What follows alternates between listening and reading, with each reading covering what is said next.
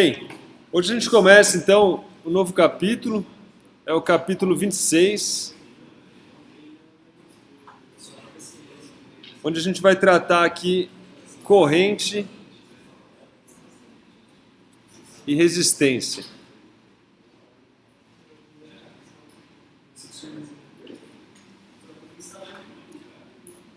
Então, quando a gente está falando de corrente elétrica, ao contrário do que a gente tinha na eletrostática, agora as cargas elas estão em movimentos, tá certo? Então a gente tem cargas agora se movimentando através do condutor.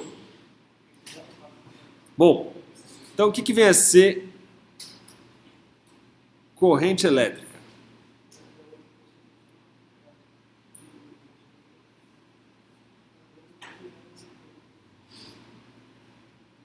Para que exista corrente elétrica, é necessário que tenha um fluxo líquido de cargas se movimentando através de um condutor, tá certo? Como a gente já viu no condutor, os elétrons estão livres e sua velocidade chega da ordem lá de 10 a 6 metros por segundo. Mas esses caras, eles se movimentam em todos os sentidos, de maneira aleatória, tá certo?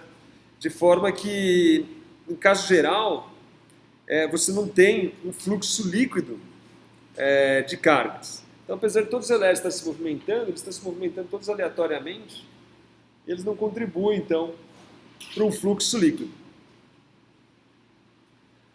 Além disso, se a quantidade de carga positiva e negativa que flui é exatamente a mesma, também não vai existir um fluxo líquido, tá certo?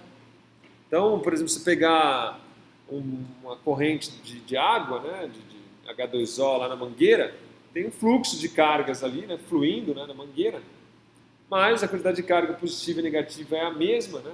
Então você não tem o que é corrente elétrica, certo? Então, a corrente elétrica é necessário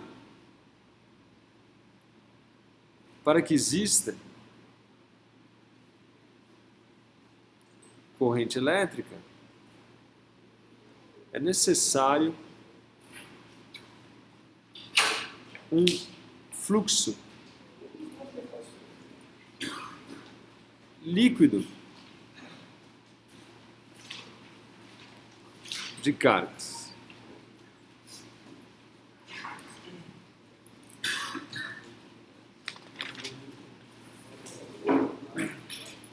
Bom, quando esse movimento dos elétrons é constante, a corrente é dita estacionária, tá certo? Então a gente define como corrente estacionária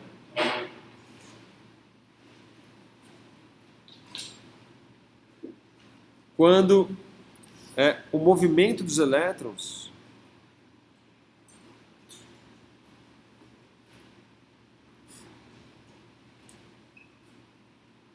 é constante. Então, o número de elétrons que atravessa uma seção do fio por unidade de tempo vai ser sempre a mesma, tá certo? Então, você tem aí uma corrente dita, então, denominada estacionária.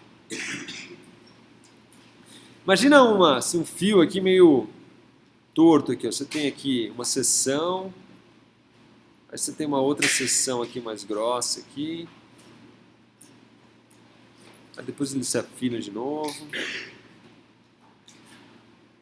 E aqui você tem uma certa corrente elétrica aqui. Essa corrente está entrando aqui, você tem um certo número de elétrons entrando aqui e tem um certo número de elétrons saindo pelo outro lado, tá certo? Vamos fazer umas seções aqui para a gente estudar um pouquinho. Então vamos supor aqui, ó, uma seção a linha A, uma seção aqui B' B, uma seção pode até ser assim, ó, D', C', atravessando aqui essas seções. Então, a gente tem uma certa quantidade de elétrons. Bom, se uma certa carga dQ passa por esse plano hipotético aqui, ó, ou esse, ou esse, ou esse, no intervalo de tempo dt, a corrente é definida como sendo, então, dq dt. Isso aqui é a minha definição de corrente elétrica.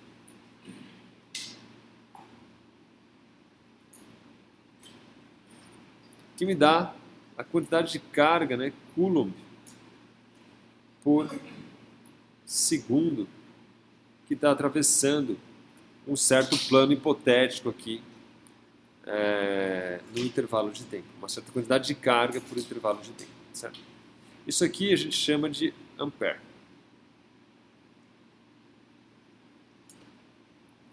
Ampere. Bom, obviamente, né, se a gente quiser calcular a carga total que atravessa esse plano aqui, ou esse plano, qualquer um dos planos, basta a gente então integrar, certo? Então dq é igual a I dt, de forma que a carga total que atravessa o plano num certo tempo t, nada mais é do que a integral de 0 até t de I dt. Isso me dá a carga total. No regime estacionário, que é isso que a gente definiu aqui, ó, de corrente estacionária, onde o movimento dos elétrons é constante, a corrente é a mesma, tá certo? Corrente estacionária. E ela vai ser a mesma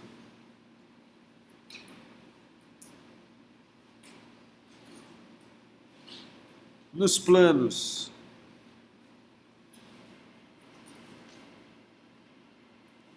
AA', ou BB', ou CC', ou DD'. Tá certo? Então, a corrente é a mesma nos planos AA', BB', CC', DD', se a corrente é estacionária.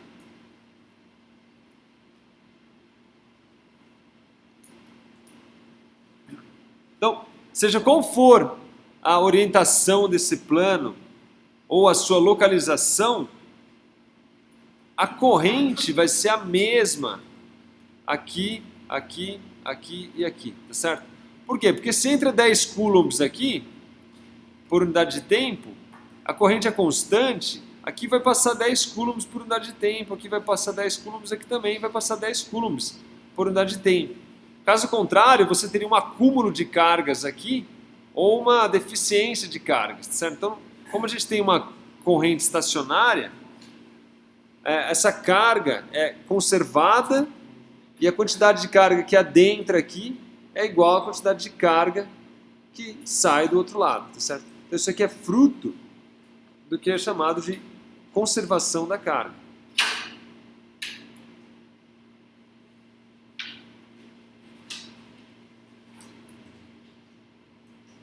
Então, seja qual for a seção, a corrente vai ser a mesma, visto que é uma corrente estacionária, tá certo? Se entrar 10 coulombs aqui em um segundo, necessariamente vai sair 10 coulombs aqui em um segundo. Obviamente que aqui a corrente por unidade de área, ela vai ser menor, tá certo? Aí tudo bem, a corrente por unidade de área. Mas a corrente, propriamente dita, ela é a mesma, tá certo? Então a gente vai ter aqui por unidade de área com uma área maior, né? Então aqui a corrente por unidade de área, ela vai ser menor. Bom, no sistema internacional, como eu já disse, a dimensão da corrente é 1 ampere, a gente usa a letra A para definir. Então eu tenho 10 amperes, 1 ampere. Então 1 ampere nada mais é do que 1 coulomb por segundo, certo? Se eu tenho lá numa bitola de um fio ali passando 1 coulomb por segundo, a minha corrente é uma corrente de 1 ampere. O que mais? Quando essa corrente se divide em ramos, como a carga é conservada, tá certo? temos que a soma das correntes é igual à corrente inicial. Então imagina que eu tenho aqui um filamento aqui, ó, e de repente ele se divide. Aqui eu tenho uma certa corrente zero, ou seja, vem 10 coulombs por segundo aqui. De repente aqui ela se divide em duas partes. Então está aqui minha corrente, está aqui, está aqui. Então se, por exemplo, aqui é 10 e aqui é 2 coulombs por segundo, necessariamente aqui tem que ser 8 coulombs por segundo, certo? Então a gente tem que ter aqui que I0 é igual a I1 mais I2. Bom, uma convenção importante que a gente precisa deixar bem claro aqui. Extremamente importante, tá certo? A seta que orienta o sentido da corrente, ela está relacionada com o movimento das cargas positivas, tá certo? Ou seja, que cargas positivas se moveriam. Mesmo que os portadores sejam elétrons, tá certo? A gente define o sentido da corrente naquele do movimento das cargas positivas. Então, se eu tiver aqui, ó, uma corrente nesse sentido, isso significa que os elétrons estão se movendo nesse sentido. Tá certo? Isso porque, por definição, é uma convenção, a gente convencionou assim, tá certo? Então, só para enfatizar, a seta da corrente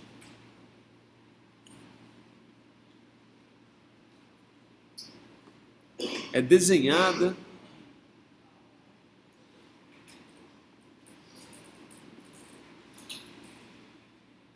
no sentido em que portadores de carga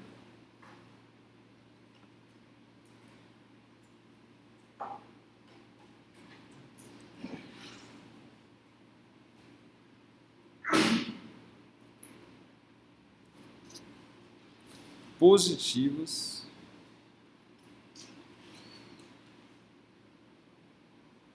se moveriam. Mesmo que os portadores sejam negativos, tá certo? E no caso se movam no sentido oposto. Então, isso aqui a gente muito importante ter em mente, certo? Os elétrons estão se movendo, a corrente é no sentido contrário ao movimento dos elétrons. Bom, vamos fazer um primeiro teste aqui, que é o teste 1 do livro.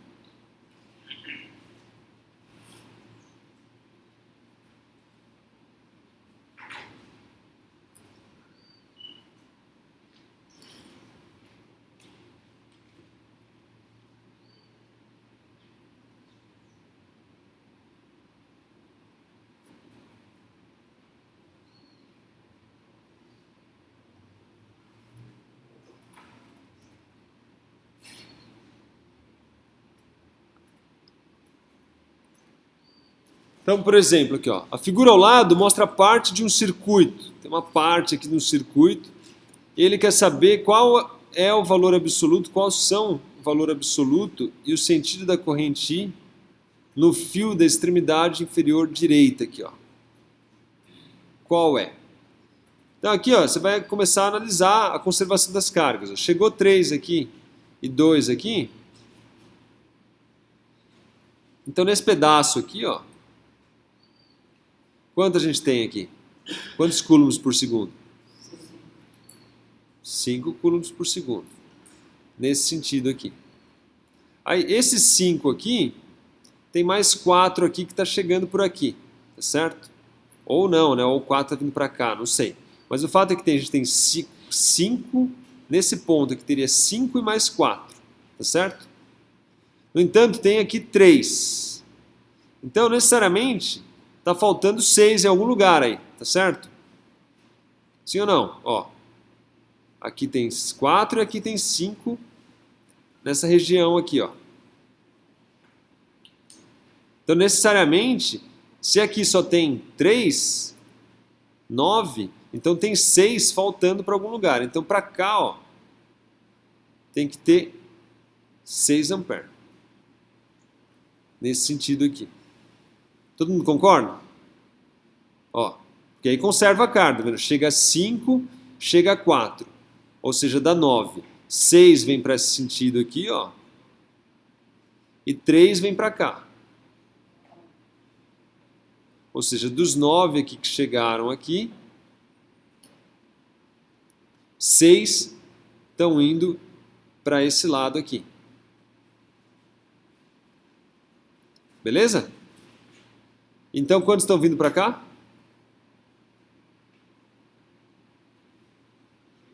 Hã? 8. 8 amperes. E aí tudo se conserva. Ó. Vem 4 aqui, vem 5 para cá. Desses 5, 3 vem para cá, 2 se somam e vem para cá. Formam 6. Desses 6 aqui com esses 2 aqui, você tem 8 aqui.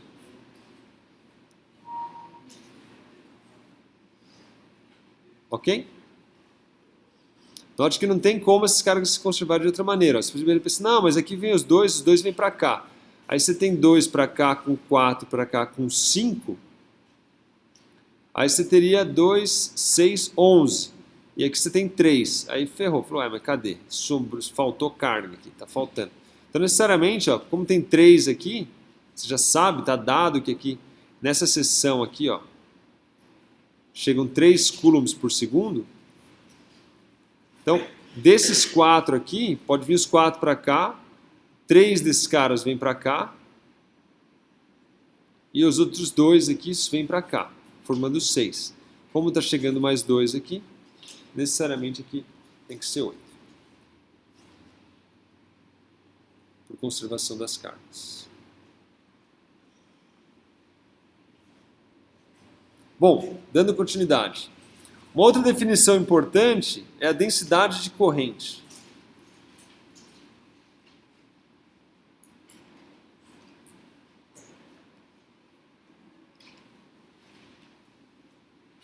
Ou seja, a corrente por unidade de área. Então, qual o fluxo, a pergunta que a gente quer receber, qual o fluxo de cargas através da seção reta de um condutor em um certo ponto do circuito? Então é como aqui, ó.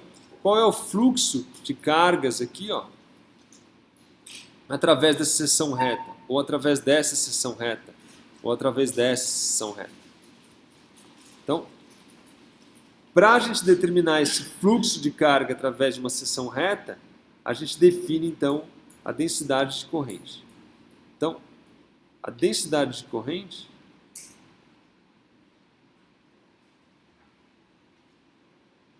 mensura o fluxo de cargas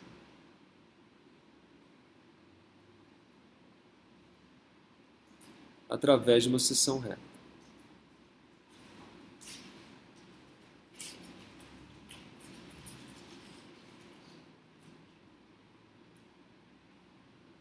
Tá certo? De uma certa parte do condutor, né? Então você tem uma seção reta no condutor, você tem essa densidade de corrente. Essa densidade de corrente a gente chama geralmente pela letra J.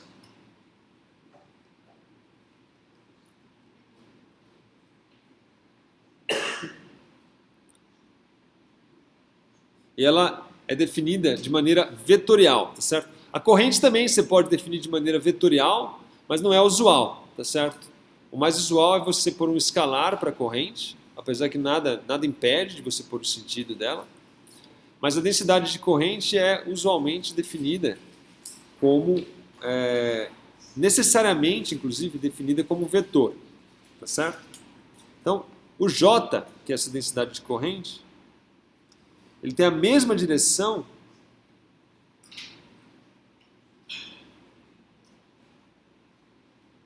e sentido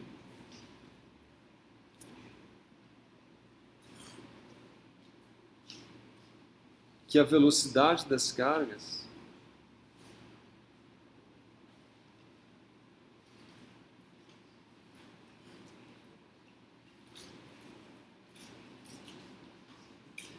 constituem a corrente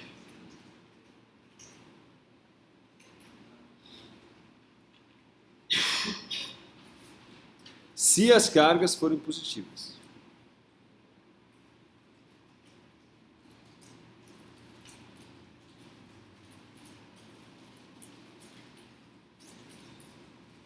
Caso contrário, se as cargas forem negativas, o J tem o sentido oposto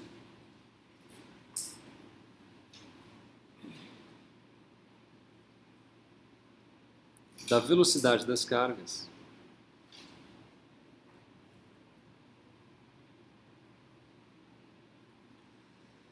se estas forem negativas.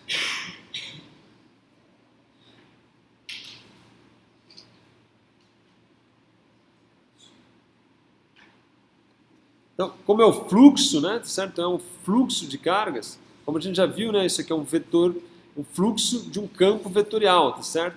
E aí o fluxo nada mais é do que a integral de J dA. Então, a minha corrente é a integral de J dA. Certo? Então, o J ele tem dimensão de ampere por metro quadrado, tá certo? Então, J é a quantidade de corrente por metro quadrado.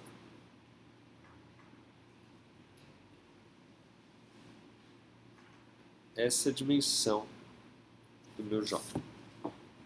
Então, dado uma densidade de corrente, a gente pode com facilidade calcular a corrente total, por exemplo, que está atravessando o meu filamento. Note que mesmo para correntes estacionárias, você pode ter a densidade de corrente aumentando ou diminuindo, tá certo? Basta você ter aqui, ó, por exemplo, seções mais largas ou mais estreitas. Como a corrente é constante, a área é maior, a densidade de corrente aqui tem que ser menor para que a gente preserve a corrente estacionária, tá certo? Quanto maior a área, menor o J para manter a corrente estacionária. Ok? Bom, assim como o campo elétrico, né, a densidade de corrente também pode ser representada por um conjunto de linhas que a gente chama linhas de corrente. É um campo vetorial, né? Então você pode definir as linhas de corrente. Então se você tem aqui, vamos dizer, um fio aqui que vem se estreita aqui, você tem aqui uma seção A aqui, você tem aqui uma seção B, transversal ali. Você tem aqui as linhas de corrente aqui. Também não se cruzam, tá certo? Essas aí são as minhas linhas de corrente. Novamente, se a área é maior e a corrente é estacionária, imagine que eu tenho uma corrente estacionária aí aqui, o meu I é igual a J dA. Se essa área aqui é maior, necessariamente aqui o J é menor, tá certo? Se a área é menor, para manter o I constante, eu tenho que aumentar o J para que a corrente fique estacionária, tá certo? Então, como as cargas se conservam,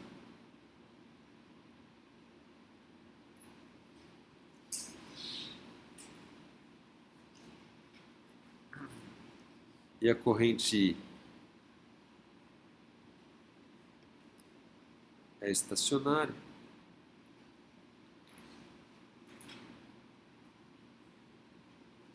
a densidade de corrente em B é maior que na região A.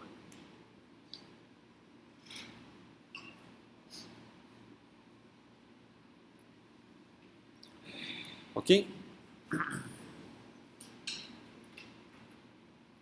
Bom, a gente também pode definir a densidade de carga dos portadores, tá certo? Então, densidade de cargas dos portadores. Então, não estou falando de corrente, estou falando de carga agora.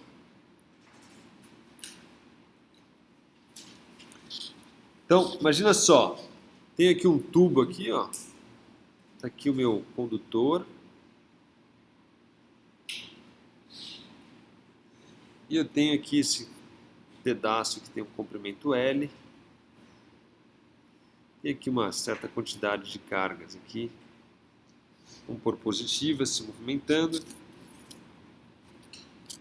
E eu tenho a velocidade desses indivíduos para cá, por exemplo.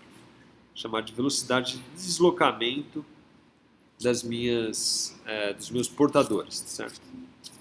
Bom, se a velocidade de deslocamento é para cá, o J, essa carga positiva é velocidade positiva, então meu J também aponta nessa direção, tá certo? Aqui também, ó, para eu ter esses caras positivos se movimentando para cá, necessariamente meu campo elétrico também é nessa direção, tá certo? E minha corrente, ela também aponta na direção do sentido das cargas positivas, então também é da direita para a esquerda. Bom, vamos definir N como o número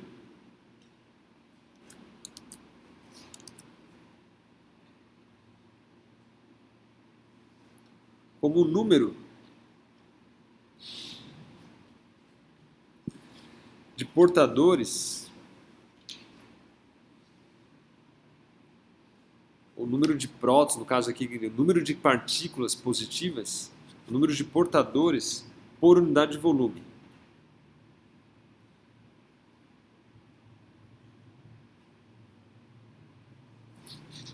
Tá certo? Então, N é o número de portadores por unidade de volume. Sei lá, tem 1 mol de cargas aí, cada uma delas com carga igual à carga do elétron, por exemplo. Tá certo? Se eu quiser saber a carga total que eu tenho nesse objeto aqui, como é que eu faço? Então, a carga total nesse pedaço de fio aí, ó, nada mais é do que o quê? Esse aqui é o número de cargas vezes. Esse aqui é o número de cargas por unidade de volume, tá certo? Se eu pegar e multiplicar pela carga, vamos dizer que cada carga dessa tenha o módulo de uma carga fundamental, que é uma carga eletrônica. Então aqui eu vou ter Coulomb por metro cúbico, tá certo? Se eu quero a carga total, eu tenho que multiplicar pelo volume. O volume aqui vai ser, então, vou chamar essa área aqui de A. O volume será, então, A vezes L. Isso aqui me dá a carga total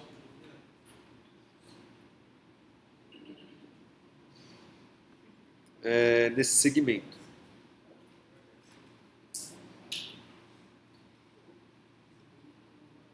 Bom, se a velocidade dos portadores, que é a nossa velocidade de deslocamento, ou também chamado de velocidade de deriva, atravessa a seção reta aqui, ó, o tempo para uma carga atravessar daqui até aqui, qual que é? Eu tenho a velocidade, eu quero saber o tempo que uma carga leva para atravessar daqui até aqui. Quanto vale?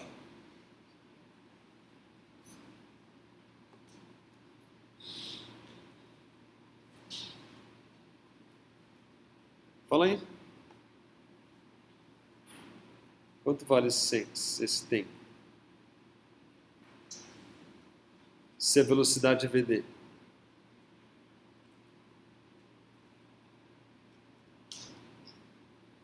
O tempo é igual a...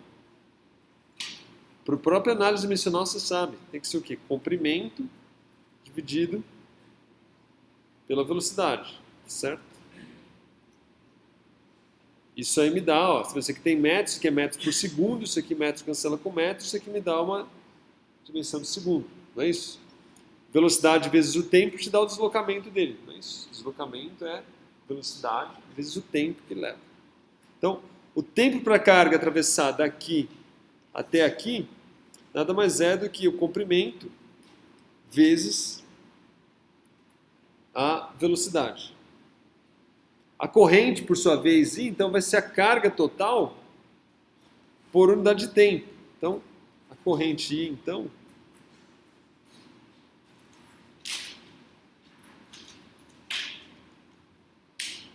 meu I nada mais é do que a carga total por esse tempo.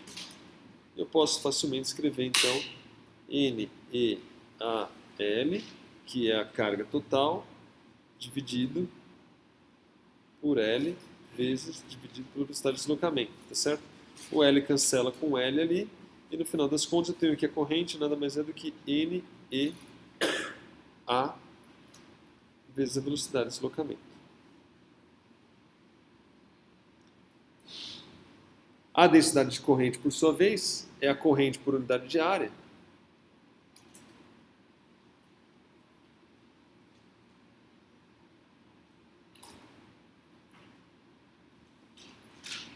Nada mais é, então, o J é igual, dividido pela área, cancela essa área, dá NE vezes a velocidade de deslocamento. Tá certo? Onde esse NE aqui é chamado de densidade de cargas dos portadores. Esse cara aqui é a minha densidade. Ou seja, isso aqui é o número de cargas por unidade de volume. Esse aqui é a carga por unidade de volume, tá certo? Então isso aqui é a densidade de carga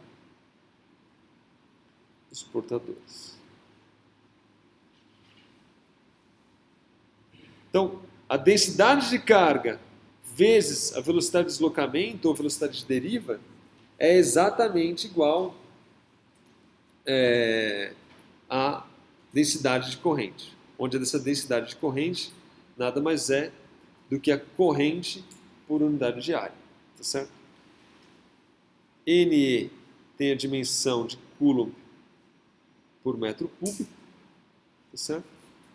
Que é exatamente como deveria ser para ser densidade de cargas. Tá certo?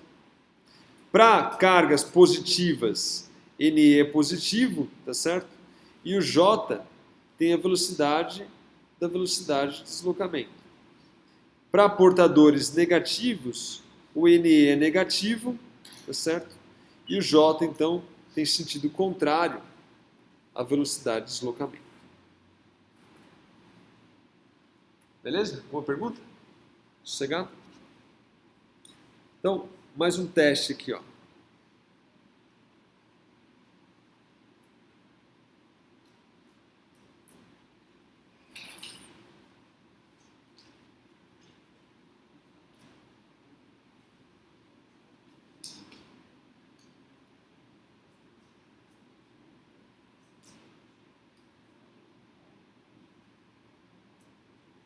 Esse aqui é bem fácil, hein? Tá aqui, ó. A figura mostra elétrons de condução, cargas negativas, de condução que se movem para a esquerda em um fio. Então eles se movem para cá. Os elétrons estão se movendo para cá. Tá certo? Determine se o sentido da grandeza a seguir é para a esquerda ou para a direita. A corrente, para onde aponta a corrente? Corrente aponta para a direita. E corrente.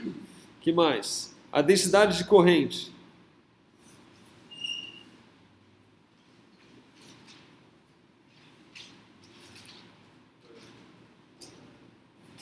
E aí?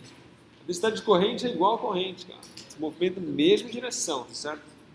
Também para a direita, porque ela também está definida pela velocidade dos portadores positivos, assim como a corrente, tá certo? Então também é para a direita. E o campo elétrico também, né? Tem que ser para a direita, né? Porque eu tenho que colocar aqui, ó, um monte de carga positiva aqui para atrair esses elétrons para cá, e essas cargas positivas geram um campo nesse sentido aqui, tá certo? Então, o campo elétrico também é para a direita.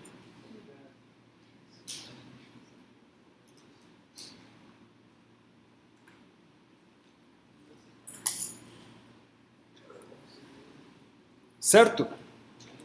Muito bem. Um exercício, na verdade um exemplo, tem um exemplo do livro também. Vamos fazer aqui.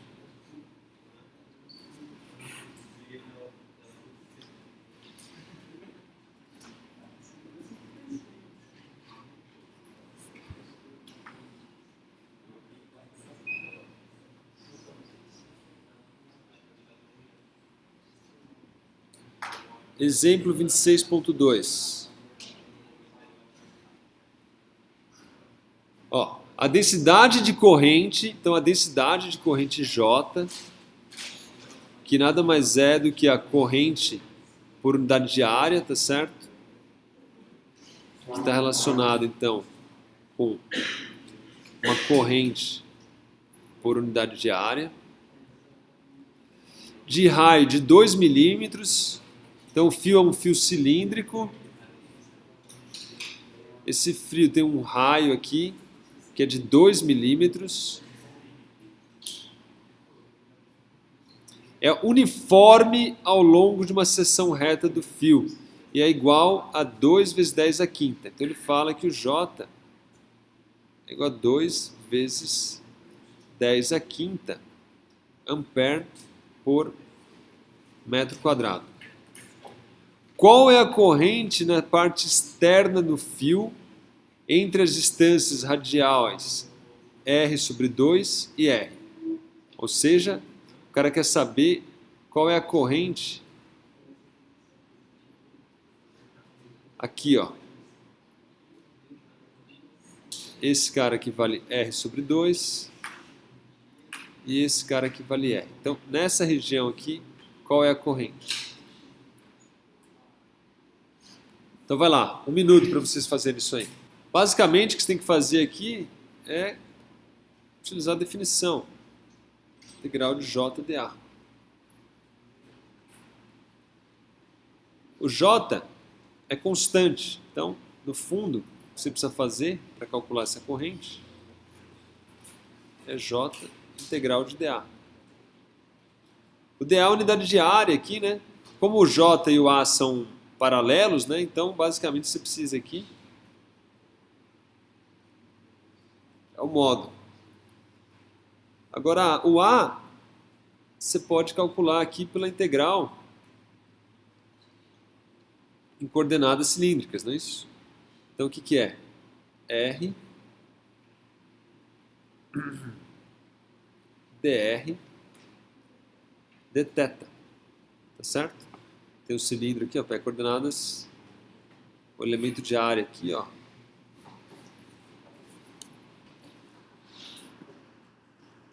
Aqui é R dθ, aqui é dr, não é isso?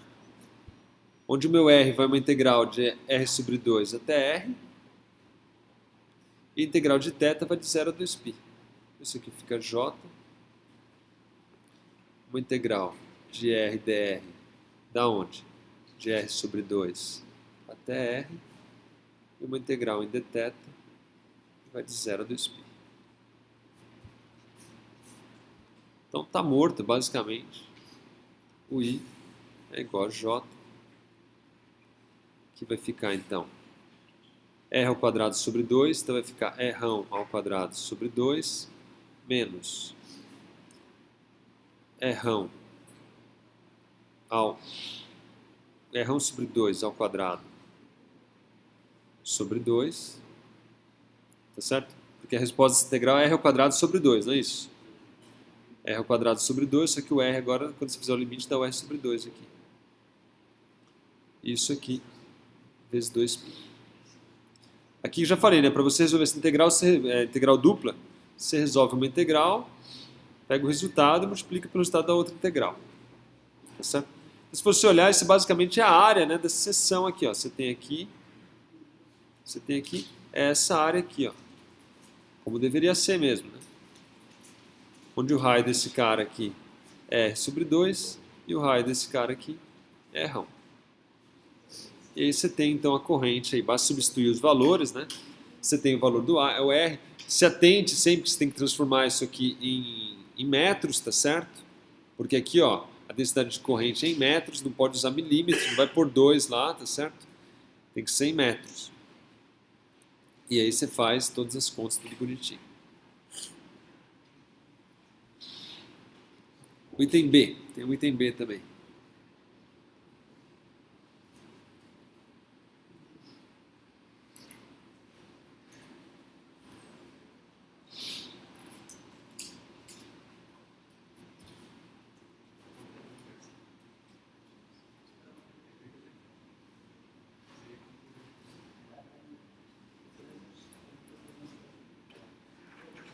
Agora ele fala o seguinte, ó, suponha que em vez de ser uniforme, a densidade de corrente varia com a distância radial, R, de acordo com essa expressão aqui, ó, onde o A é dado por isso aqui. E R está em metros, certo? Então, novamente, ó, que eu já vou responder, você vai usar a definição. J escalar dA. O J ainda é paralelo ao dA, então isso aqui fica módulo de J dA. Só que agora você não pode colocar o J para fora da integral, igual eu fiz aqui, tá certo? Porque agora não é mais constante. Ele depende do raio. Então isso aqui vai ficar uma integral de 0 a 2π dθ. Abri o dA aqui, né? Lembrando que o dA é igual a R dr dθ. E uma integral, quanto vale o J? AR ao quadrado vezes R dr. E aqui vai de R sobre 2 até Rão. Ok? Então a corrente nesse caso vai ser 2π. Essa integral aqui dá A R ao cubo. E aí os limites de integração. R ao cubo sobre 3. R2. R. Isso aqui dá 2π A dividido por 3, que multiplica Rão ao cubo menos Rão ao cubo sobre 8. E aí você tem a corrente, então, calculada. Então aqui é importante frisar simplesmente que, dado uma dependência do J aqui, você não pode simplesmente colocar ele para fora da integral aqui. Ou fazer como eu fiz aqui, calcular simplesmente a área e multiplicar pelo J, tá certo? Não pode porque o J não é mais uniforme. À medida que o raio vai aumentando, o J também vai aumentando, tá certo? Então você precisa levar isso em conta.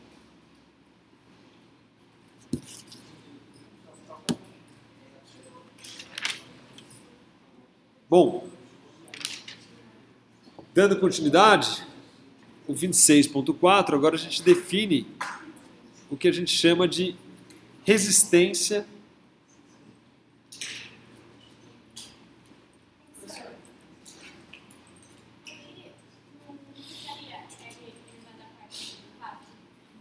é verdade, hein? Você tem toda a razão, obrigado. Porque aqui dá um R ao quadrado, com esse R dá R ao cubo, né? Quando integrar, dá R a quarta sobre 4. Tem toda a razão. Então aqui vai embora, aqui também vai embora, aqui tudo embora, aqui também vai tudo embora. Muito obrigado. Então, ó, porque uma integral de R ao cubo, né? Então fica R a quarta sobre 4. Então aqui vai dar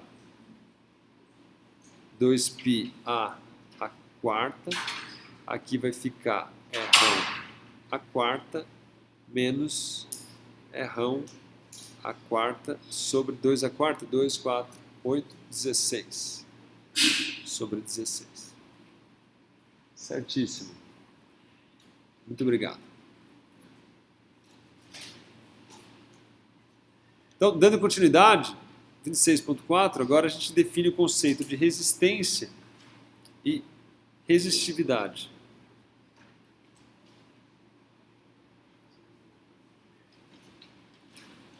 Bom, quando a gente aplica uma DDP nas extremidades do fio, então a gente tem um fio aqui, ó. A gente vem aqui e aplica aqui uma certa diferença de potencial para que a gente tenha então um campo elétrico atravessando aqui esse filamento.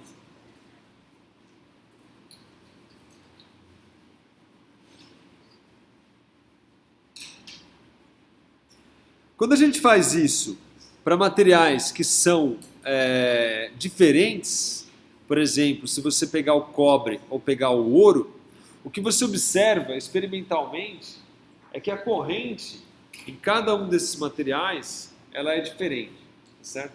Então, para uma mesma diferença de potencial, a corrente ela vai depender do material em questão, do condutor em questão. Dependendo do condutor, para uma mesma DDP, você tem correntes diferentes. Quem define essa característica, ou, vamos dizer, o conceito que nós desenvolvemos para poder diferenciar essas correntes, é o que a gente chama de resistência. Então, materiais diferentes possuem resistência diferente, certo? Então, o ouro tem uma certa resistência, o cobre tem uma certa resistência, o níquel tem uma outra resistência, certo? Então, dependendo do material em questão, você tem essa resistência. Para a gente medir essa resistência de um material, o que a gente faz? Como é que a gente definiu isso? A ideia é muito simples. Você vem, aplica uma diferença de potencial, V, tá certo? Entre as extremidades, e a gente vai lá e infere a corrente I, tá certo? A razão V sobre I, ou seja, diferença de potencial por corrente, é definida como resistência.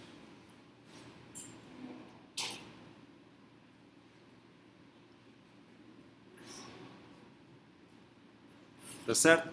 Essa resistência, então, ela tem a unidade de volt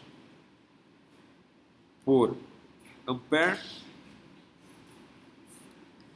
e a gente chama isso aqui de ohm.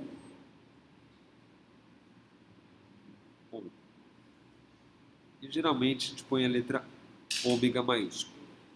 Tá certo? 1 ohm é igual a 1 volt por ampere.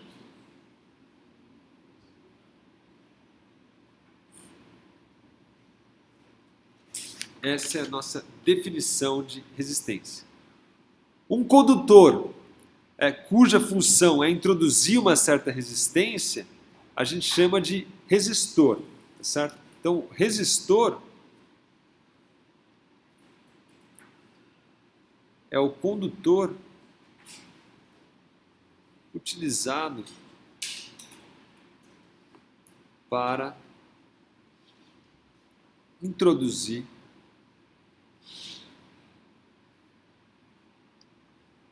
uma certa resistência.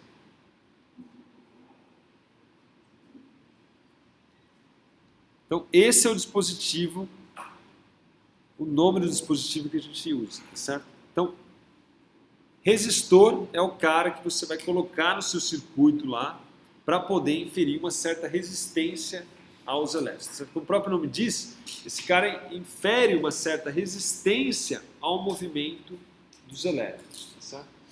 Então, dependendo da estrutura atômica, molecular desses objetos, você tem uma certa resistência inferida ao movimento dos elétrons.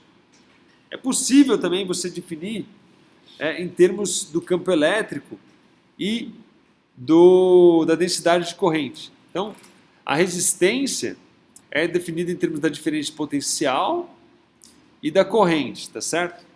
Mas em termos do campo e da densidade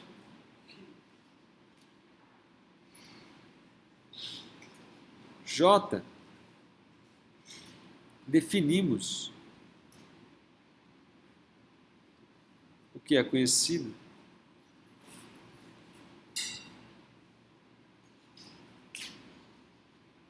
como resistividade.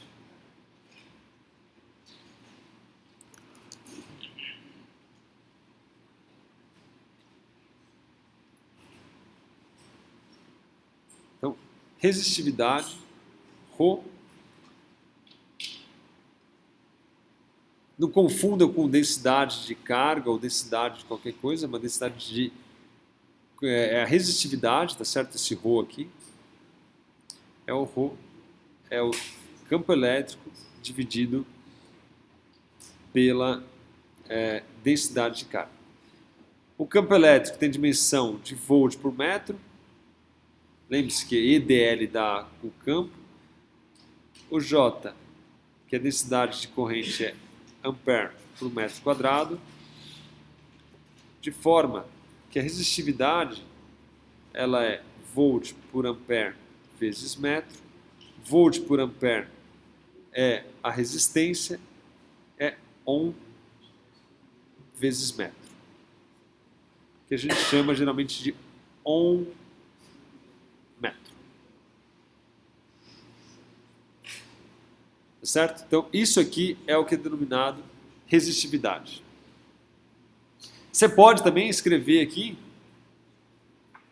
o E como sendo a resistividade vezes o J. Ou também utilizar o que a gente define como condutividade, que é 1 sobre Rho. E a gente usa a letra sigma, tá certo? De forma, então, que o seu J é igual a sigma E. Esse resultado aqui, ele é extremamente relevante, tá certo? Ele mostra aqui, ó, que a densidade de corrente é proporcional ao campo elétrico, tá certo? Isso não é sempre válido, né? Mas para muitos materiais isso é válido, certo? Principalmente para correntes baixas. Se você aumentar muito a corrente, você pode ter que isso não aconteça de fato, certo? Aumentar muito o campo elétrico. Mas em geral não, na maioria das vezes você tem aí essa lei aí que é o J é igual a sigma E, onde o sigma é a condutividade. Essa é a maneira mais usual, tá, de trabalhar. Você usa mais condutividade do que de fato resistividade, tá certo? Mas de qualquer maneira é importante aqui a gente enfatizar. Então, essa propriedade aqui é importante. Condutividade dos materiais é muito explorado, muito estudado, é algo extremamente relevante aí na construção de circuitos e tudo mais. Bom, só para finalizar, como é que a gente calcula a resistência a partir da resistividade? Então, cálculo da resistência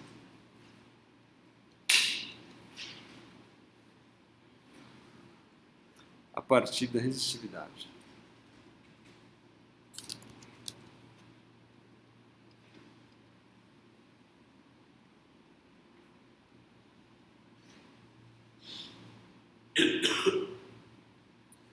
Como é que a gente faz esse cálculo aí? Bom, primeira coisa, é importante frisar que a resistência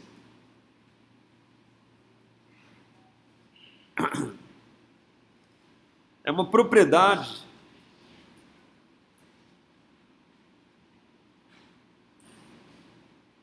do dispositivo, tá certo?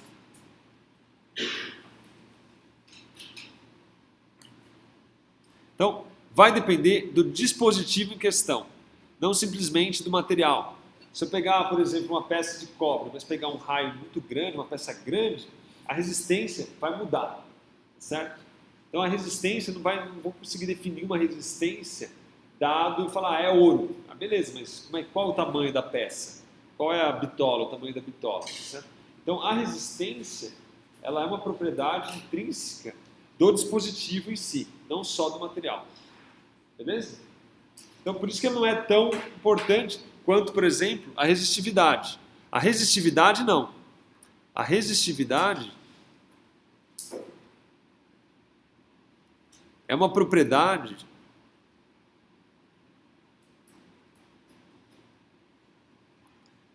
de um material.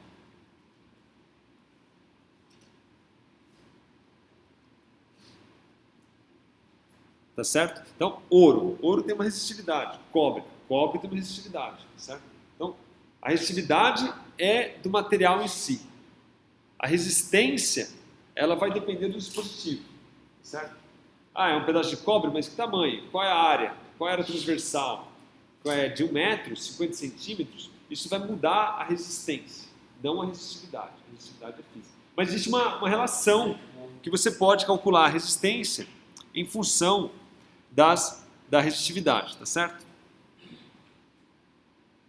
Bom, se a gente tiver aqui, no caso, uniforme, né? Então você tem aqui o seu filamento, aqui, ó, bonitinho, tudo mais.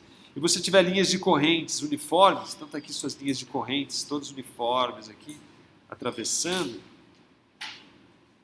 Então isso implica que tanto o campo elétrico quanto as densidades de correntes vão ser iguais em todo o fio. Então, primeira coisa, então, densidades de corrente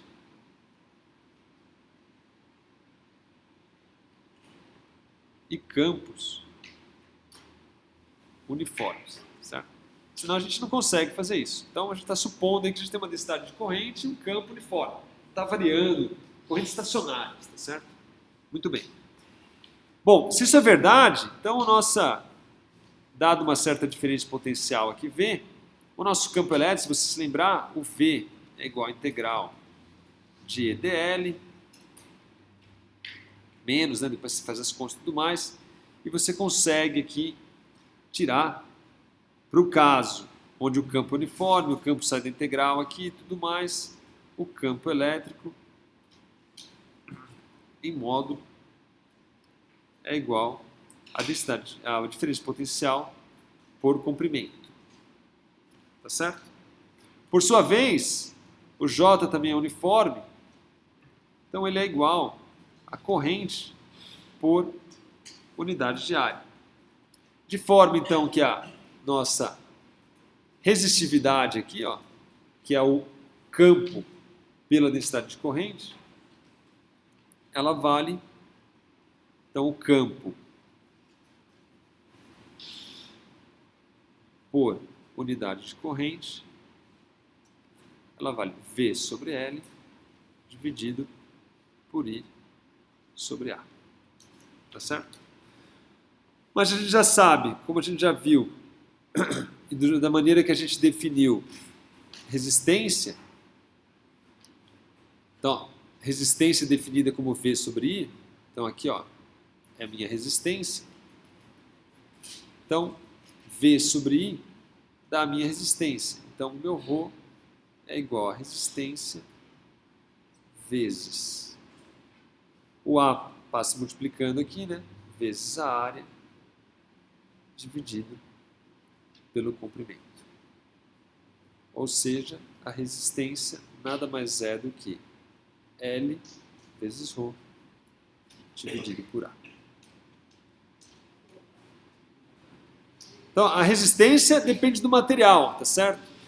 Então, quanto maior for esse fio aqui, ó, maior vai ser a minha resistência. E quanto menor a área, maior vai ser a minha resistência, tá certo? Para uma certa diferença de potencial. Tem menos espaço, né, para o cara atravessar ali. Se você diminuir a área, ele tem menos espaço para atravessar, a resistência vai ser maior. Então, aquele fluxo, aquela quantidade de carga de portadores, tem que passar numa bitola super pequena, tá? Porque lá é caótico, tá certo? É igual o trânsito, não é isso? Pega uma rua estreita e um monte de carro lá.